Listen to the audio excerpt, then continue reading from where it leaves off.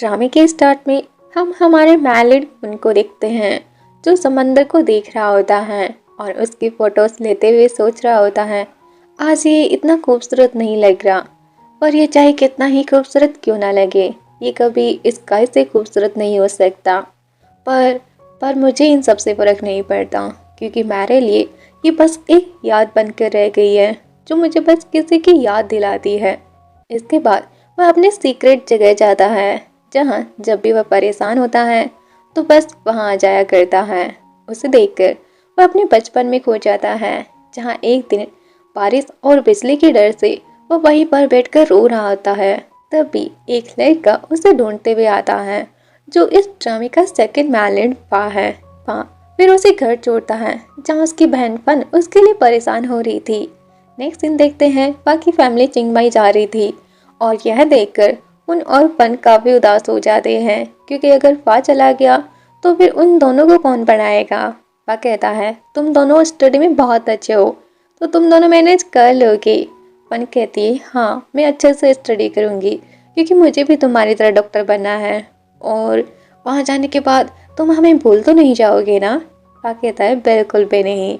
इसके बाद वह मुझसे कहता है अब पता नहीं हम दोनों कब मिलेंगे, तो अपना ध्यान रखना। तभी बाकी डैड आकर उनकी फोटोज लेने लगते हैं जिसमें वो काफ़ी खुश लग रहे थे। लेकिन फिर हम देखते हैं कि फन मर चुकी थी और फन आज उसे विजिट करने आया था क्योंकि वह भी स्टडी के लिए चिंगमाई जा रहा था। उसके अंकल कॉन्ग उसे कॉल करके बताते हैं कि उसके जाने के बाद वह उसका सारा सामान वहीं पर शिफ्ट कर देंगे। फन ओके कहता है और फिर फन को बताता है कि मैं फर्स्ट से मिलने जा रहा हूँ। नेक्स्ट सीन, उन चिंगमाई पहुंचकर अपना सारा सामान सेट करता है और फिर एक डायरी निकालकर फन को सब कुछ बताता है जो वह हर रोज किया करता था। तो फिर आज भी वह उससे बताता है कि मैं इस बार तो मेडिकल के एंट्रेंस एग्जाम पास नहीं कर पाया, लेकिन आई प्रॉमिस नेक्स्ट ईयर में ज़रूर पास कर लूँगा क्योंकि तुम्हारी जगह अब मुझे डॉक्टर बनना है। और फिर वह कहता है आज स्काई काफ़ी ज़्यादा सुंदर लग रहा है तो मैं इसकी फ़ोटोज़ लेने जा रहा हूँ ताकि मैं खो ना जाऊँ। लेकिन फिर भी वह खो ही जाता है। तो फिर वह एक कैब को रोकता है बट वो दूसरी तरफ जा रही थी, फिर भी वह उसके साथ चला ही जाता है। और मार्केट आने के बाद वह फिर से रोज की तरफ फोटोज लेने लगता है। तब भी उसकी नज़र सामने आते हुए वापस जाती है जिसे देखकर तो वह एक सेकंड के लिए खो ही जाता है। लेकिन तभी वह एक आदमी से टकराकर नीचे गिरने वाला था, लेकिन तभी वह आकर उसे संभाल लेता है और उसे देखकर तो वह शौकी हो जाता है क्योंकि वह 4 साल बाद उससे जो मिल रहा था वह उससे बात करना चाहता था, बट तभी उसके दोस्त आ जाते हैं। वहीं उन लोगों से टकराते टकराते काफी दूर होते जा रहा था। इसके बाद हम एक फ्लैशबैक का सीन देखते हैं जहां बारिश में उन एक बेबी डॉग को बचाने के चक्कर में खुद ही खो जाता है और तभी वह उसे ढूंढते हुए आता है। उन कहता है मैंने तुम्हें कितना परेशान कर दिया है, मैं हर रोज ही खो जाता हूँ। फा कहता है बिल्कुल भी नहीं, और मैंने तुमसे क्या कहा था याद है तुम्हें, जब भी कहीं खो जाओ तो बस वहीं बैठकर मेरा इंतजार करना, मैं तुम्हें ढूंढ ही लूँगा। कमिंग बैक टू प्रेजेंट, उन आज भी खो गया था पर फा फिर भी उसे ढूंढ लेता है। यह देखकर उनको काफ़ी अच्छा लगता है कि फा अभी भी बिल्कुल भी नहीं बदला है। इसके बाद वह उसे सब कुछ बताता है। फा कहता है ओह लेकिन मुझे लगा था कि तुम तो यहाँ पर घूमने आए हो, बट सेमेस्टर तो अभी 2 महीने बाद स्टार्ट होने वाला है ना, तो फिर तुम इतना जल्दी कैसे आ गए। उन कहता है वो बस मैं यहाँ पर रहना सीखना चाहता था। पापा पूछता है वैसे तुम क्या स्टडी कर रहे हो। उन बताता है कि वह वेटरनरी मेडिसिन की स्टडी कर रहा है। सुनकर पापा स्माइल करता है और कहता है पर तुम्हें तो ये सब पसंद नहीं था ना। उन कहता है नहीं ऐसा नहीं है, मुझे थोड़ा तो पसंद था। पापा कहता है मुझे नहीं लगा था मैं दोबारा कभी तुमसे मिल पाऊंगा। वैसे तुम्हारे डैड वो अब कैसे हैं, वहाँ से आने के बाद तो मुझे उनके बारे में कुछ पता ही नहीं चला। उन कहता है वो ठीक है लेकिन मॉम का पता नहीं क्योंकि उनका डाइवोर्स हो गया है। वह पूछता है और फन वो कैसी है। सुनकर उन उदास हो जा रहा है पर फिर भी वह को सच नहीं पता था। वह को समझ आ रहा था कि फन किसी बात से तो परेशान है पर वह उसे नहीं पूछता और फिर उसे घर ड्रॉप करता है। नेक्स्ट सीन देखते हैं उनने आज तक फन का फोन और उसके लेटर्स थमा रखे थे जो उसने पा को दिए थे। और इसके बाद वह फिर से डायरी लेकर फन को आज के बारे में बताने लगता है और कहता है, आई एम सॉरी, मैंने पा को तुम्हारे बारे में नहीं बताया। आई नो, उसे जब पता चलेगा तो मॉम डैड की तरह वह भी मुझ पर गुस्सा करेगा, पर अब मेरे पास पा के अलावा कोई नहीं है। तभी वह बहुत ही गुस्से में आता है और फन के लिए उसे झूठ बोलने पर उस पर बहुत ज्यादा गुस्सा करने लगता है और कहता है, मुझे झूठ बोलने वालों से सख्त नफरत है, तो आज के बाद तुम कभी मुझसे मत मिलना।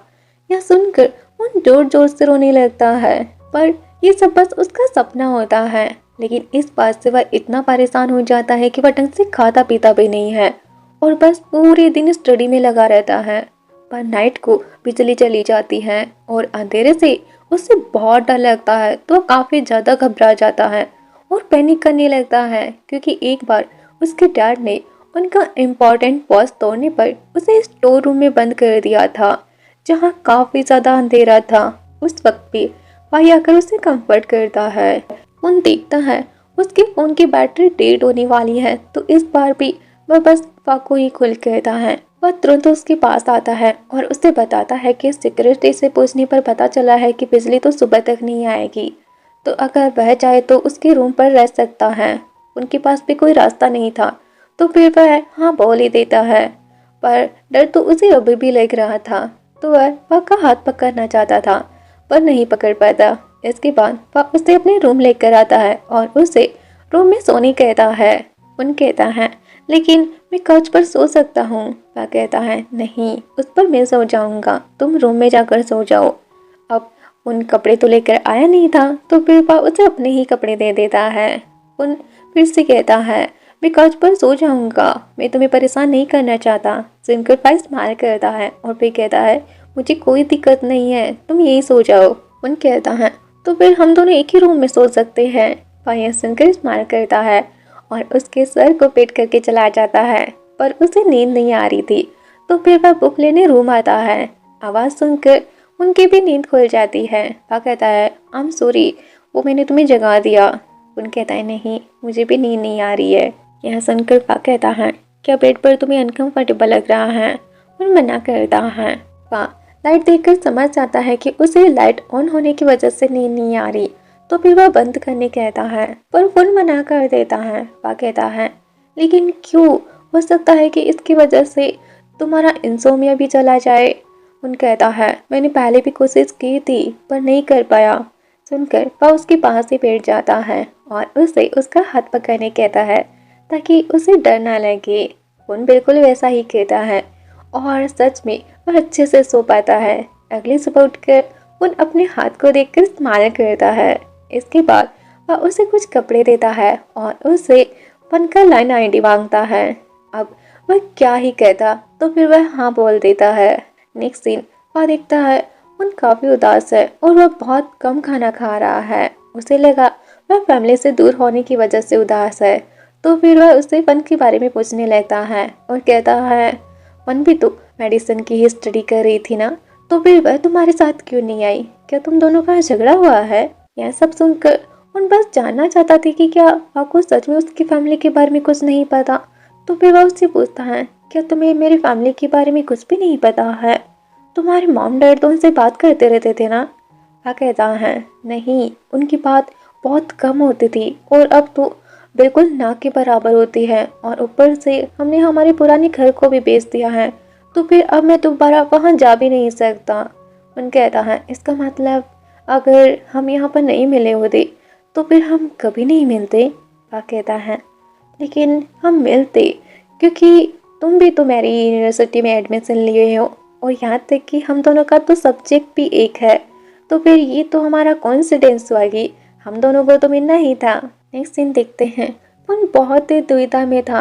अब उसने फा को तो बोल दिया है कि वह उससे फन का लाइन आईडी देगा, पर वह उसे दे कैसे? तो फिर वह खुद ही उसके फोन से उसे बात करने लगता है। वह भी उसे फन समझकर बात करने लगता है और उसे फन के बारे में बताता है कि वह उसे काफी बदला बदला लगा, शायद वह किसी बात से परेशान है, पर फन उसे मना कर देता है। तभी वह उसके फोन पर कल मिलने के लिए मैसेज करता है। अगले दिन वह उसे उसके इंसोमिया के बारे में पूछता है कि क्या उसने डॉक्टर को दिखाया था। उन कहता है हाँ, पर कोई फर्क नहीं पड़ा। वह कहता है क्या तुमने इसके बारे में किसी को बताया। उन मना कर देता है। वह को लग रहा था उन अच्छे से खाना नहीं खा पा रहा, तो फिर वह उसे खाने के लिए लेकर चला जाता है। पर वह तो फिर भी बहुत कम खाना खाता है। यह देखकर वह उसके साथ डील करता है कि अगर उसने पूरा खाना अच्छे से फिनिश कर लिया तो फिर वह उसे बाहर घुमाने लेकर जाएगा। सुनकर फिर पुन भी पूरा खाना कंप्लीट कर लेता है और फिर शर्त के मुताबिक वह भी उसे घुमाने ले जाता है। पर पुन ने कुछ ज्यादा ही खाना खा लिया था। ये देखकर पा कहता है हाँ, तो अब खाने के बदले तुम इतनी खूबसूरत जगह भी तो घूमने वाले हो। इसके बाद दोनों मंदिर जाते हैं जहाँ उन चुपके चुपके पा को देख रहा था। यह देखकर पा स्माइल करता है और फिर उससे घुमाने बाहर लाता है। उन हर रोज की तरह आज भी स्काई की फोटोज लेने लगता है। यह देखकर पा कहता है तुम स्काई की इतनी फोटोज क्यों लेते हो। उन कहता है क्योंकि ये खूबसूरत होता है। कहते हुए वह फिर उसकी ही फोटोज लेने लगता है और फिर कहता है क्यों ना हम दोनों गेम खेले जिसमें हम दोनों एक दूसरे को सवाल करेंगे। वह कहता है ठीक है, लेकिन अगर तुम किसी का जवाब नहीं देना चाहते हो तो। इस पर पुन कहता है तो फिर तुम भी उसका जवाब मत देना। यह सुनकर पा कहता है ठीक है, तो फिर पहले सवाल तुम मुझसे करो। यह सुनकर पुन पूछता है यहाँ आने के बाद तुम्हारी लाइफ कैसी थी। वह कहता है कुछ खास नहीं, स्कूल जाना, स्टडी करना, बस यही था। और तुम्हारी। पुन कहता है मेरी भी बस ऐसे ही थी। और भी पूछता है क्या तुम्हारे फ्रेंड्स हैं। वह कहता है हाँ है, हालांकि वो थोड़ी अजीब है पर मुझे उनके साथ रहना अच्छा लगता है। और फिर वह उसे उस डॉगी के बारे में पूछता है जिसे उसने उस दिन बचाया था। उन उसे अपने पास रखना चाहता था पर अपने डैड की वजह से वह उसे अपने पास नहीं रख सकता था, तो फिर वह उसे अपने पास रख लेता है। सुनकर पुन खुश हो जाता है। वह पूछता है तो फिर तुम इसे क्या नाम देना चाहोगी। पुन फिर उसका नाम श्री तोंग रख देता है जो पा को भी काफी पसंद आता है। और उसकी बात सुनकर पुन से होकर कहता है पुन नहीं रहा, I'm सॉरी, मैं उसका अच्छे से क्या नहीं रख पाया। पा कहता है तुम्हें सॉरी कहने की जरूरत नहीं है, मैं अच्छे से जानता हूँ तुमने अपने बेस्ट ही किया होगा और अब तुम्हारी बारी है मुझे सवाल करने की। पुन कहता है क्या मैं तुमसे पर्सनल सवाल कर सकता हूँ।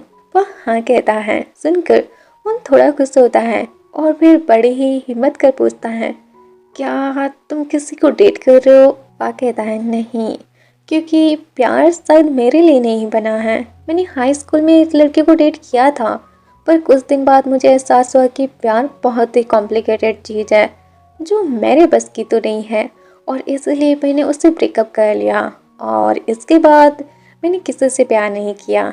और फिर स्काई की तरफ देखकर कहता है लोगों का कहना है कि मैं उस आसमान की तरह हूँ जिसे कोई पाना नहीं चाहता, क्योंकि जब बारिश होती है तो वह उन्हें इतना खूबसूरत नहीं लगता, पर उम्मीद सभी यही करते हैं कि वो हमेशा की तरह खूबसूरत ही रहे और इसीलिए मैं किसी का स्काई नहीं बन सकता। सुनकर पुन सोचता है क्या मेरे भी नहीं। और हमें यहाँ पर पता चलता है कि पुन फा को पसंद करता है और इसी के साथ ये एपिसोड कंप्लीट हो जाता है। और अगर आपने इसका सीजन फर्स्ट नहीं देखा है तो आप लोग यहाँ पर क्लिक करके देख सकते हैं।